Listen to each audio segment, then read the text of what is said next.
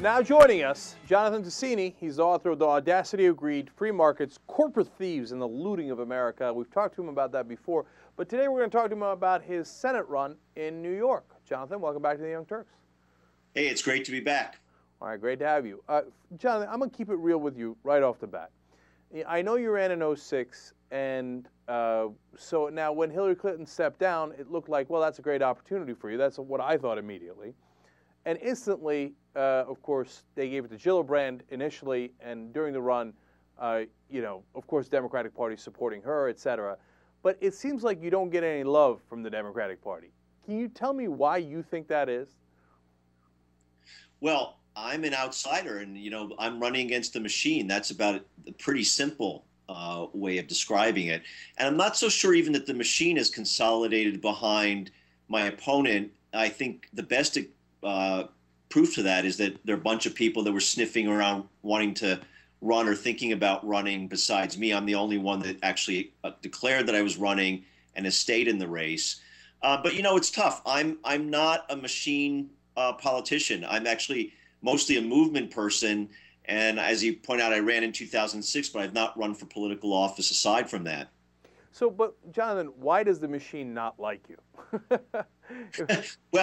Well, partly because I'm running precisely to get rid of the machine. I think that if you look in New York State, I mean, it's sometimes almost embarrassing to be a Democrat when you look at the people at the state level, the state government, our state Senate. And I think that there's a general disgust, and it's true across the country, with the political system, with Democrats and Republicans, and certainly in New York too. And I suppose, frankly, I guess there's two reasons to go back to your question. Why don't they like me per se, or people like me? One is that, let's put it very frankly, the people who finance the party are the corporate machine. And my opponent, Gillibrand, is awash in that corporate money.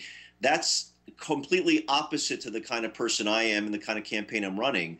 I come out of the labor movement. I think the fact that the Democratic Party is corrupted by that money is atrocious. And they know that if I'm elected to the United States Senate, the people in Wall Street, the people in corporations are not going to be very fond of me. So, John, that then leads to the question of what can we do about it? I mean, you're running right now. How do you win when they have the money and you don't? That's an excellent question. So money is really the only reason I might not win. All the issues are with me. I think the country's at an incredible crisis, and the kind of things that I'm talking about in terms of real populism, progressive populism, are really connect with the voters wherever I go out and talk about this. But it's true. I'm facing a daunting task of financial disadvantage. So the answer is, number one, I don't have to raise what Gillibrand's going to raise. If I have enough to be heard, it's going to be doable. It's going to come a lot from smaller donors. And, the math is pretty simple. If you get 100,000 people to give $10, you financed a big chunk of your campaign.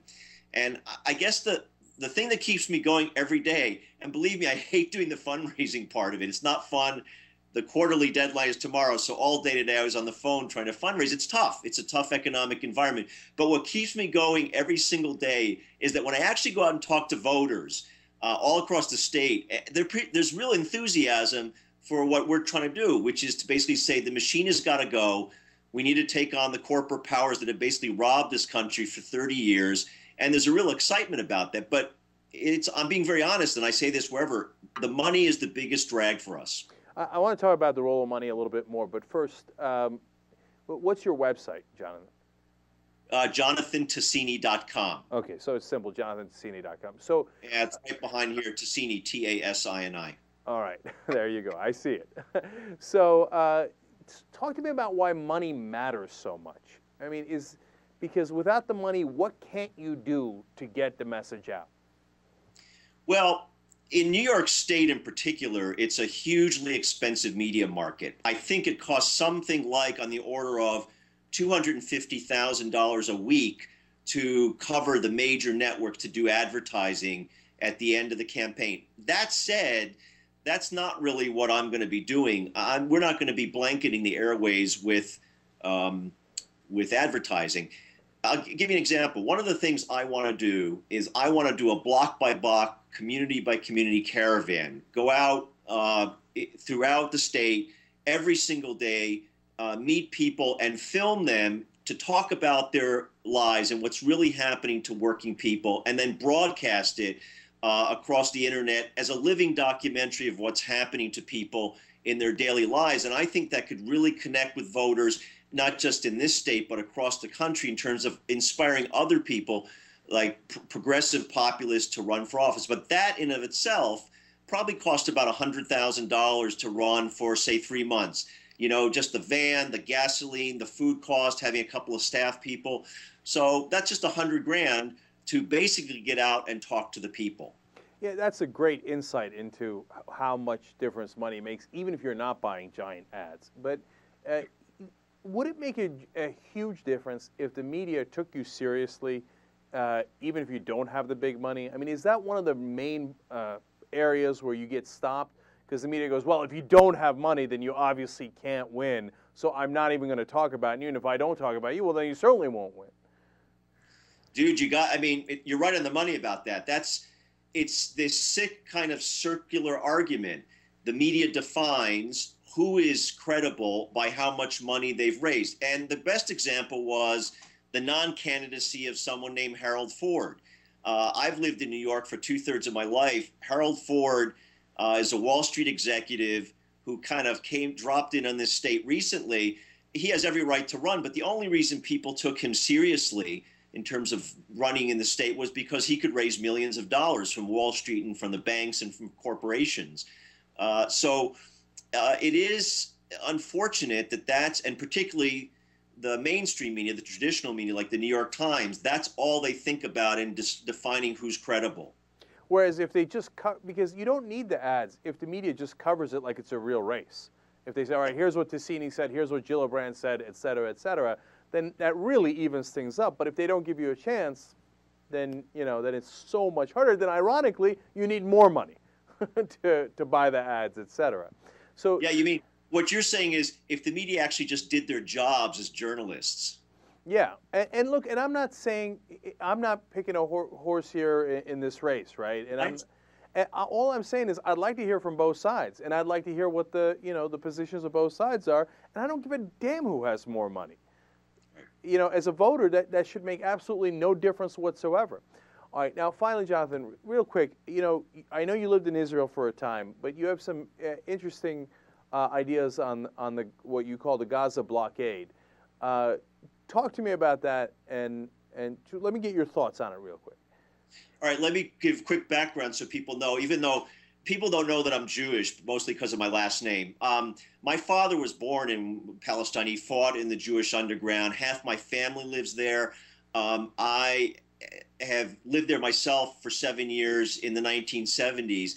And because of that, I have been a strong supporter of a two-state solution, and I've called for the end of the Gaza blockade. There are 1.5 million Palestinians who are basically being imprisoned by the Israeli government, which is collective punishment, which is against international law.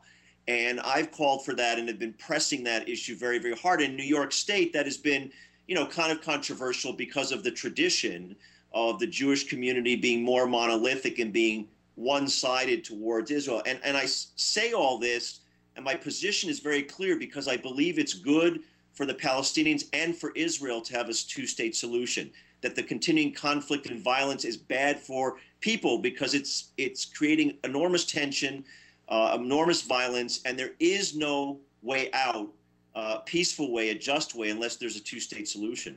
Is AIPAC and then the American politicians who listen to that group, et cetera, doing Israel a lot of harm by assuming that only the right-wing Israeli position is correct? I'm glad you brought that up in that way. I think that people like Kirsten Gillibrand, Chuck Schumer, and AIPAC are doing harm to Israel. And they're doing so by prolonging a conflict, and it's against the United States' interest to side with that position. Because if you go anywhere in the Middle East and the Muslim world, the underlying thing that inflames people is the Israeli-Palestinian conflict. So from a strategic point of view, if you want to put aside morality, from a strategic point of view, the United States cannot have a one-sided position. Actually, I was pleased that the president and Secretary of State Clinton, who I don't always agree with on a lot of things, criticized Israel for the building of those 1,600 new homes in East Jerusalem, because that violates international law also. East Jerusalem, most of the international world does not recognize East Jerusalem as part of Israel. It is still a disputed territory. All right, Jonathon Tasini, the website is jonathantasini.com, running for the Senate seat in New York. Thank you so much for joining us on the Young Turks. Really interesting conversation. Hey, thanks for having me. Have you seen all the TYT videos from today? Check out the Young Turks YouTube channel. Do it already.